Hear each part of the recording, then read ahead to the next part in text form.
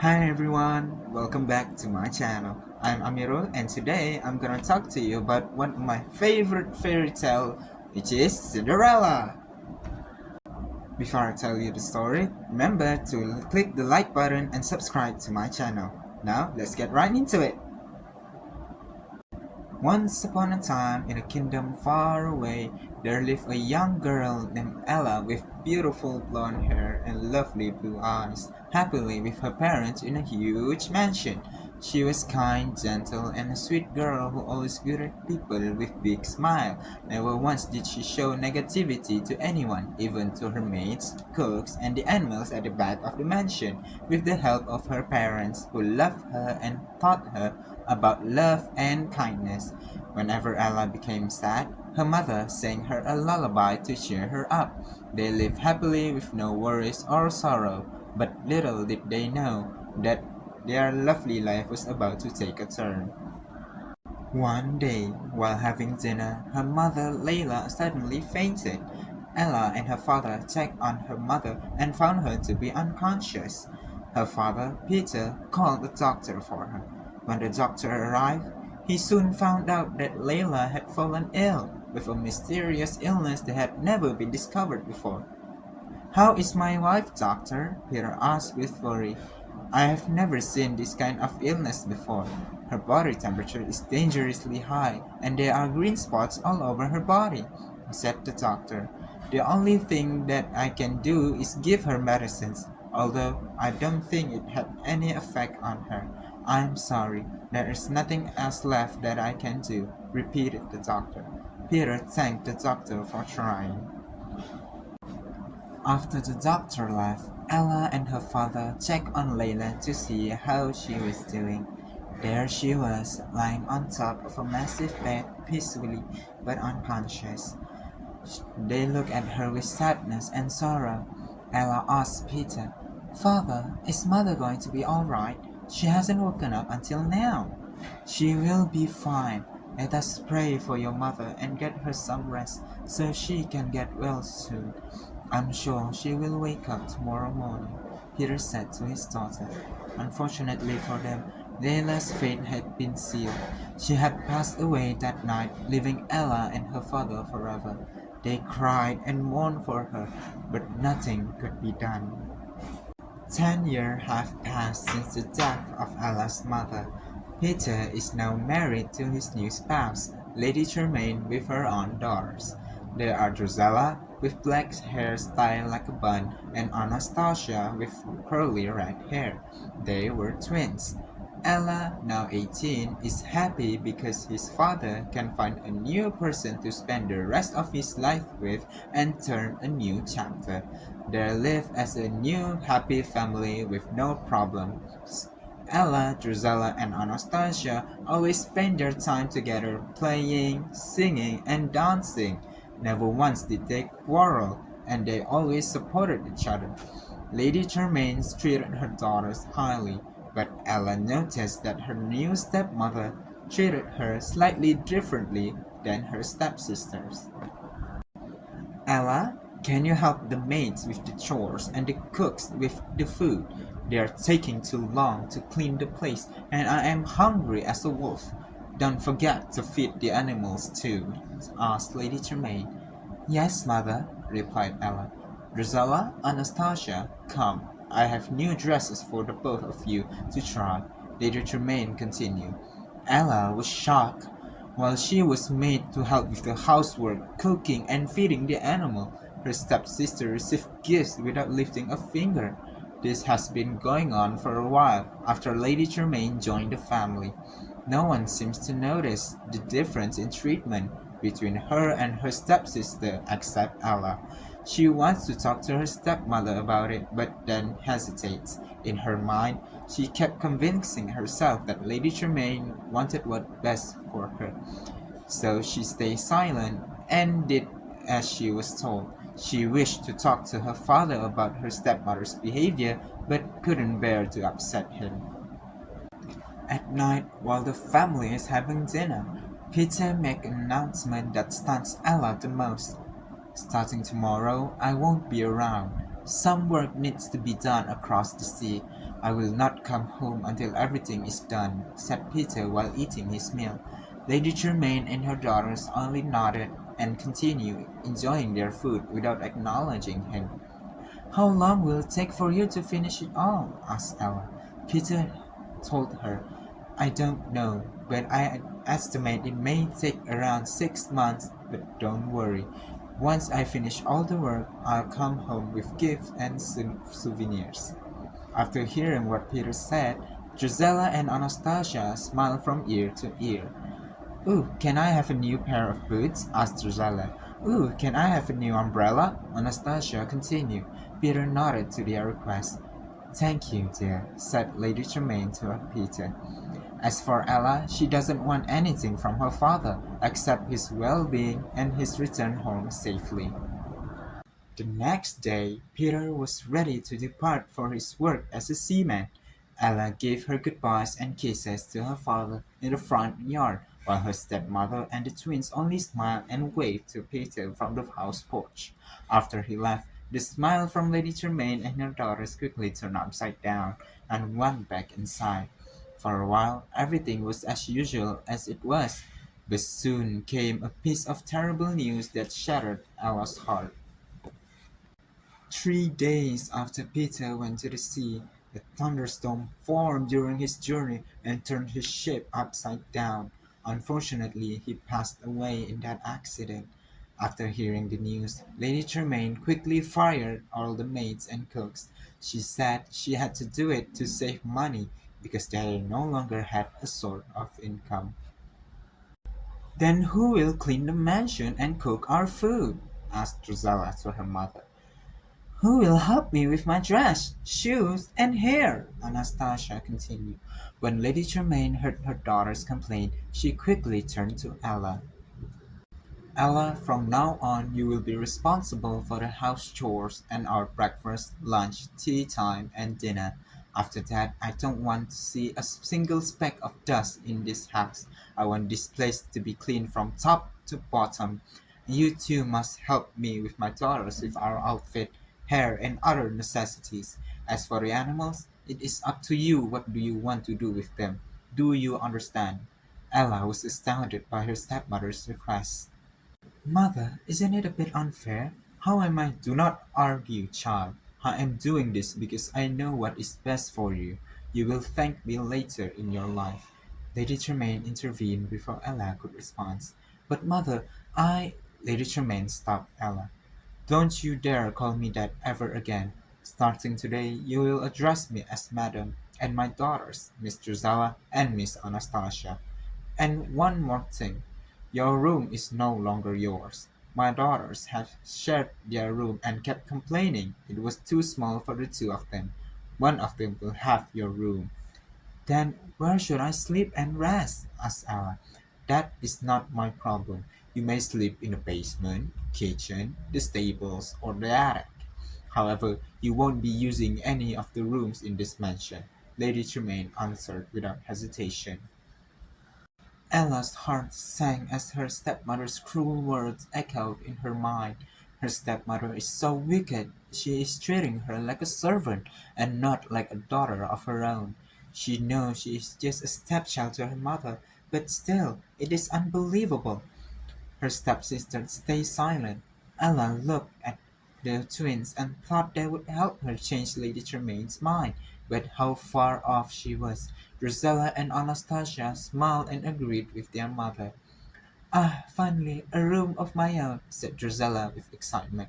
Who said you could have her room? I want her room too, Anastasia said to her sister.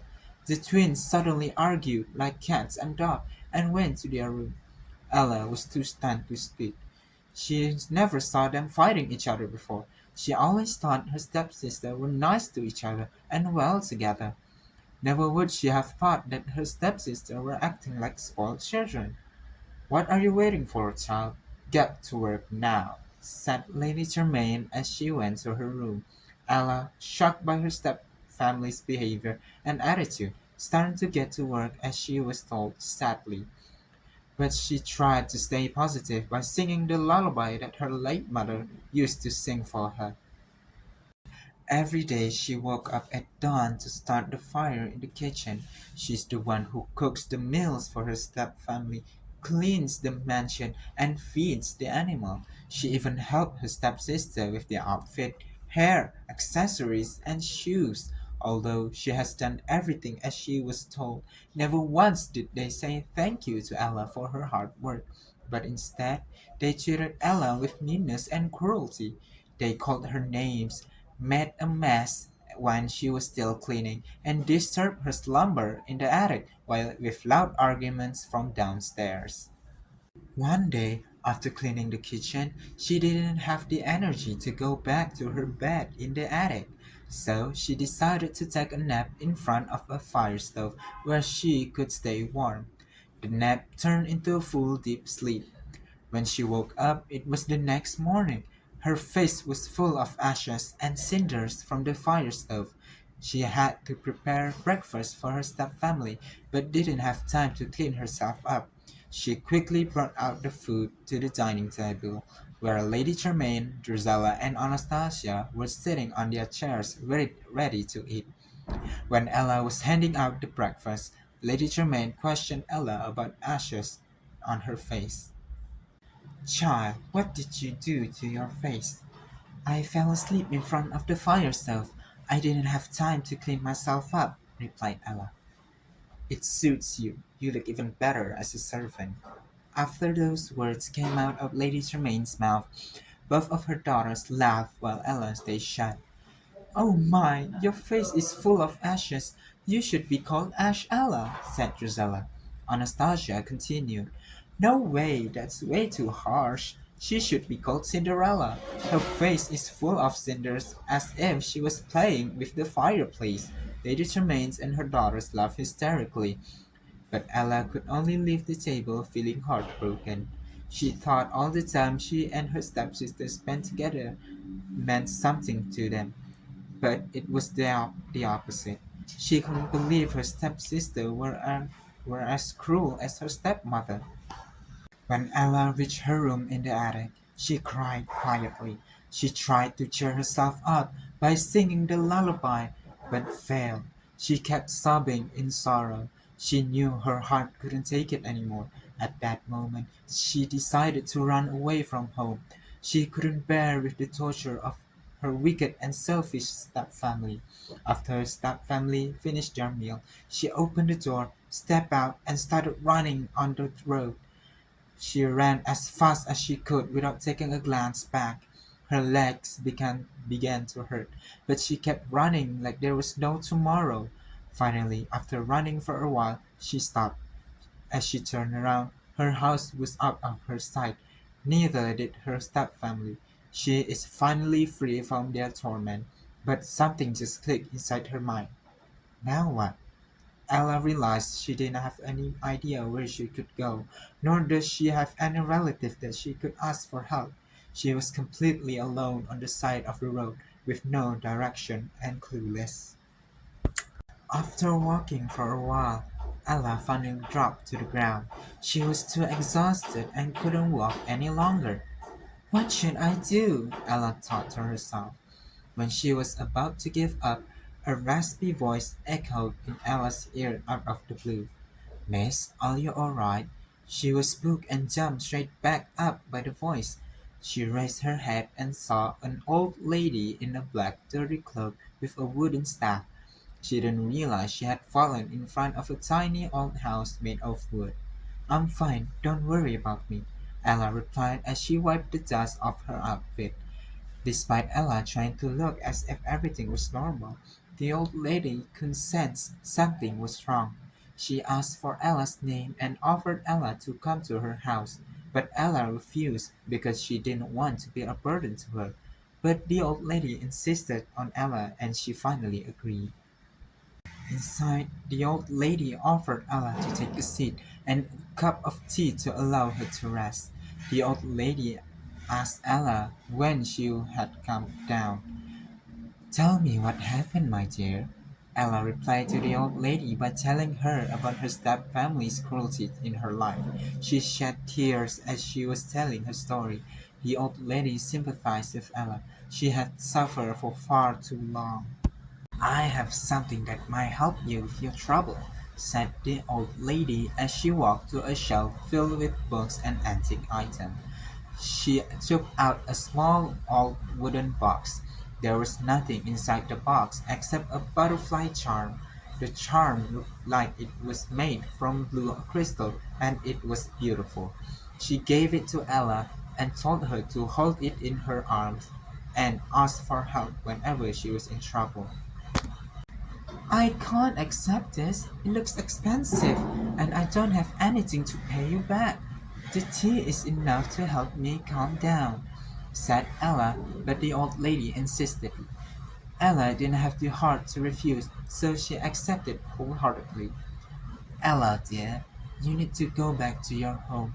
It may be torturous, but believe me, you will gain a happily ever after," told the old lady. The outside was getting dark, and the old lady told Ella to stay for the night. She didn't have any choice but to accept the offer. The next day, Ella thanked the old lady for letting her spend the night and giving her the charm. As she was about to leave, the old lady said to her that she must have courage and always be kind. Those words kept echoing inside Ella's mind. She waved and said goodbye to the old lady. "Oh, I forgot to ask the old lady's name. How forgetful I am," she thought to herself while she was walking. After a while, she finally reached her home. She noticed Lady Tremaine was waiting at the front door. "Where have you been? The whole mansion is full of dust, and there's mess everywhere," asked Lady Tremaine. "I'm sorry, madam. I was taking a stroll when I realized it was already dark. I was too afraid to go back home alone at night, so I slept near a bush to hide myself," replied Ella to her stepmother.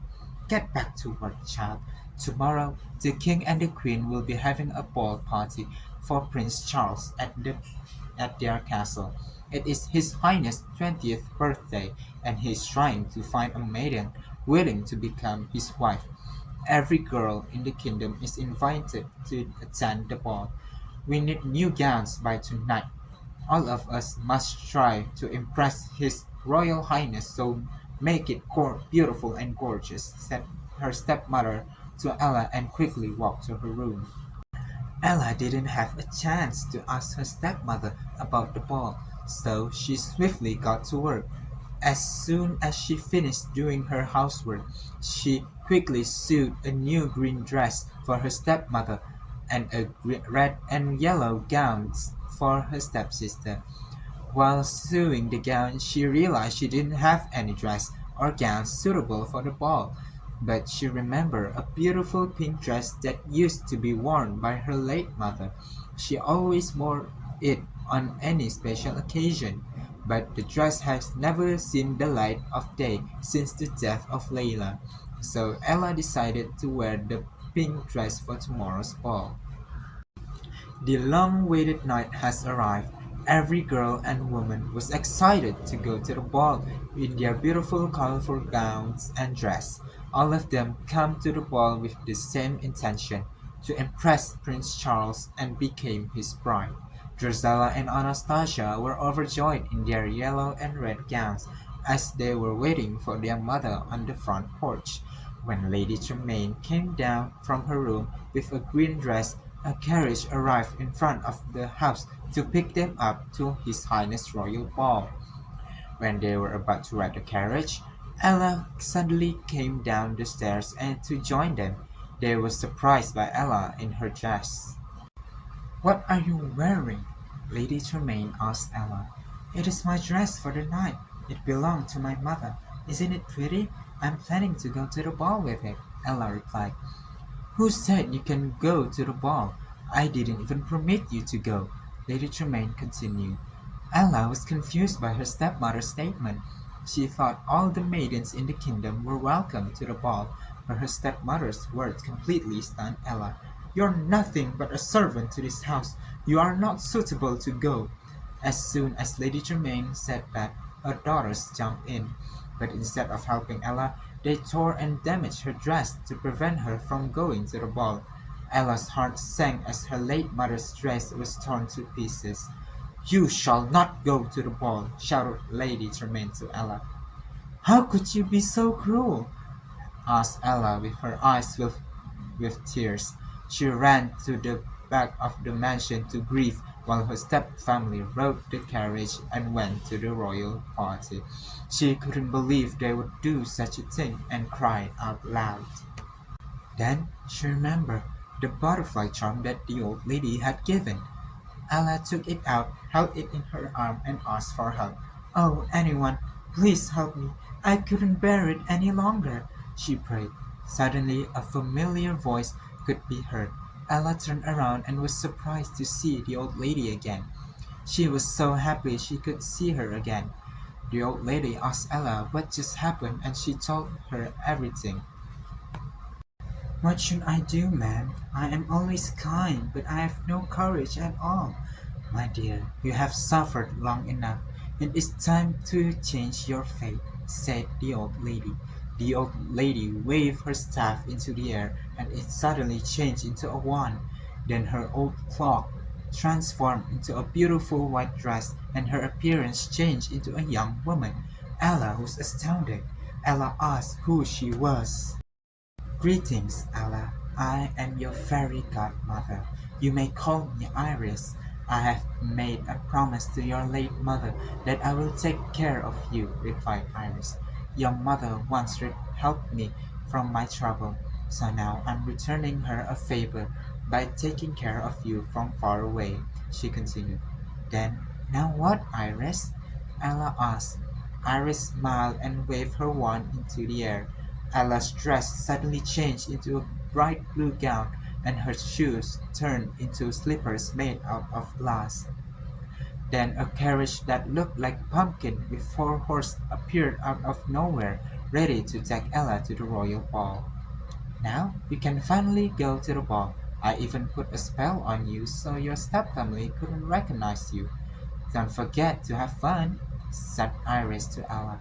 Ella thanked her fairy godmother and climbed inside the carriage. Before she went on her way, Iris warned her about her magic. It can only be till midnight, so Ella needs to be home by midnight. After arriving at the castle, Ella entered the ballroom.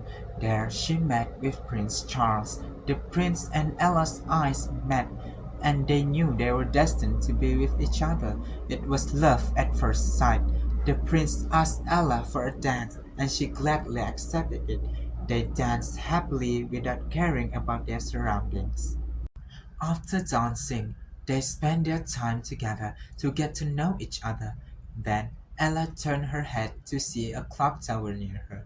Her face turned pale as she saw the clock. It was almost midnight. She quickly ran to her carriage, leaving the prince alone. But the prince chased her while she was in a hurry to go home. As Ella was going down the stair, one of her slippers slipped off her feet. She wanted to retrieve it, but sadly didn't have the time. Prince Charles noticed her slipper on the stairs and took it. She swiftly entered the carriage and went home. As soon as the clock struck midnight, the carriage and her dress started to disappear. She reached home in the nick of time. Her gown disappeared and her step-family just came back from the ball. The next day, Prince Charles was determined to find the beautiful girl he met last night. He asked his parents to help him find his true love by using the glass slipper he obtained after trying to chase her down. The king and the queen agreed and ordered every maiden and girl to try on the glass slipper. Prince Charles and his attendants traveled throughout the whole kingdom to find the girl he was looking for. All the girls tried on the glass slipper, but none could fit it. He was about to give up, but he kept on trying. After traveling for a while, the prince and his attendants finally reached Ella's home.